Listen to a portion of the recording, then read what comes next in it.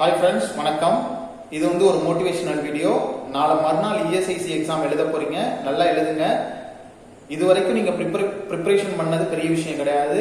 நாளாண்டைக்கு exam எப்படி கொடுக்க போறீங்க அப்படிங்கிறது தான் மேட்ரு. அங்க போயிட்டு இவ்வளவு நாளுக்கு ஹார்ட் ஒர்க் பண்ணி நைட்டும் பகலும் படிச்சுட்டு இப்போ 3 மாசமா கிட்டத்தட்ட ப்ரிப்பரேஷன் பண்ணி இல்ல நிறைய பேர் அதுக்கு முன்னாடில இருந்து ப்ரிப்பரேஷன் கூட பண்ணிக்கிட்டு இருந்திருப்பீங்க. அவ்வளவு ப்ரிப்பரேஷன் பண்ணி எக்ஸாம்ல போயிட்டு சொதப்பிட்டு வந்துட்டீங்கன்னா அப்புறம் ரிசல்ட்ல உங்களுக்கு பாதிக்கப்படும். அதனால ரொம்ப கேர்ஃபுல்லா எக்ஸாமை கொடுங்க. தெரியாததை தயவு செய்து விட்டுருங்க. அதை பத்தி ஒண்ணுமே தெரியலன்னா தயவு செய்து விட்டுருங்க. தெரிஞ்சதை மட்டும் நீங்க அட்டன் பண்ணா போதும்.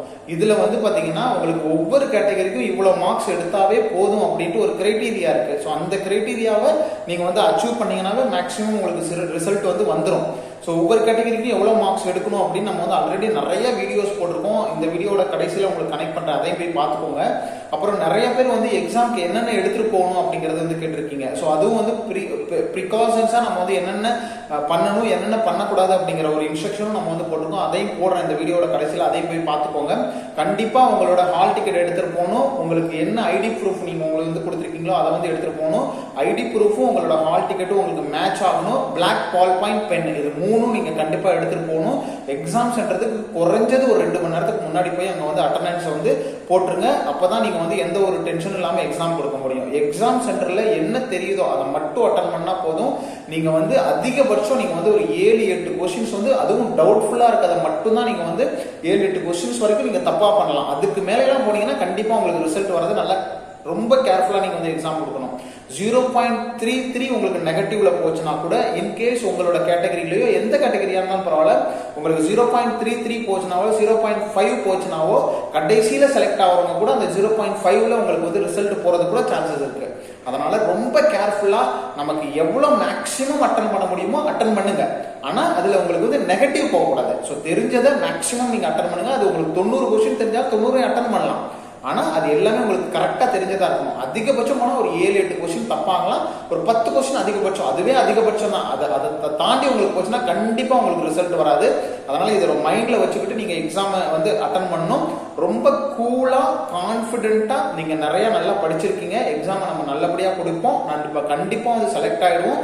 இவ்வளவு நாள் ப்ரிப்பரேஷன் பண்ணது நம்மளை கைவிடாது. கண்டிப்பா நம்ம நல்லபடியா எக்ஸாம் கொடுப்போம் அப்படின்ட்டு அதை கவனத்துல வச்சுக்கிட்டு எக்ஸாமுக்கு போறதுக்கு முன்னாடி நல்ல பீஸ்ஃபுல் மைண்டோட உங்களுக்கு ப்ரேயர் பண்ணுவீங்க அப்படின்னா ப்ரேயர் பண்ணிட்டு, இல்ல மெடிடேஷன் பண்ணுவீங்கன்னா மெடிடேஷன் பண்ணிட்டு நீங்க என்னமோ பண்ணி உங்களை கூலா நீங்க அங்க போகணும். போயிட்டு படன்னு இல்லாம ரிலாக்ஸா உங்களுக்கு என்ன தெரியுதோ அதை பண்ணுங்க. கொஸ்டின்ஸ் ஒரு தடவைக்கு 2 தடவை படிச்சு பாருங்க. ஏதாவது உங்களுக்கு புரியல அப்படின்னா அந்த கொஸ்டினை தயவு செய்து விட்டுருங்க. ஒரு விஷயத்தை பத்தி சுத்தமா தெரியலன்னா அதை விட்டுறணும். ஓரளவுக்கு கொஞ்சமா டவுட்ஃபுல்லா, ஒரு 10-20% டவுட்ஃபுல்லா இருக்கு, இதை கொடுத்தா கண்டிப்பா மார்க் வர்றதுக்கு சான்சஸ் இருக்குன்னா அப்போ நீங்க ட்ரை பண்ணலாம். ஸோ இந்த வீடியோ ஒரு மோட்டிவேஷனுக்காக தான். நல்ல எக்ஸாம் எழுதுங்க. கண்டிப்பா நீங்க சக்சஸ் ஆயிடுவீங்க, அதுல ஒன்றும் டவுட் கிடையாது. ஆனா நீங்க எப்படி எக்ஸாம் கொடுக்குறீங்க அப்படிங்கறத பொறுத்து உங்களுக்கு ரிசல்ட் இருக்கு. இன்கேஸ் இதுல நல்ல எக்ஸாம் கொடுக்கலனாலும் நீங்க வருத்தப்பட தேவையில்லை. ஆனா இதுக்காகவே நிறைய பேர் ரொம்ப நாளா ப்ரிப்பரேஷன் பண்ணிக்கிட்டு இருக்காங்க. ஸோ அந்த லெவலுக்கு நீங்க ப்ரிப்பரேஷன் பண்ணீங்கன்னா அடுத்தடுத்த எக்ஸாம்ல கிளியர் ஆகலாம். அடுத்தடுத்து நிறைய எக்ஸாம் வருது. இப்ப ESIC முடிஞ்சா RRB வரும். RRBக்கு முன்னாடியே உங்களுக்கு நார்செட் 7 வந்துடும். அப்புறம் PGI எக்ஸாம் வந்துடும், GMCH வந்துடும். இந்த மாதிரி நிறைய எக்ஸாம் அடுத்தடுத்து ஜிப்மர் கூட இப்போ 1 or 2 monthsல வருதுன்னு சொல்றாங்க.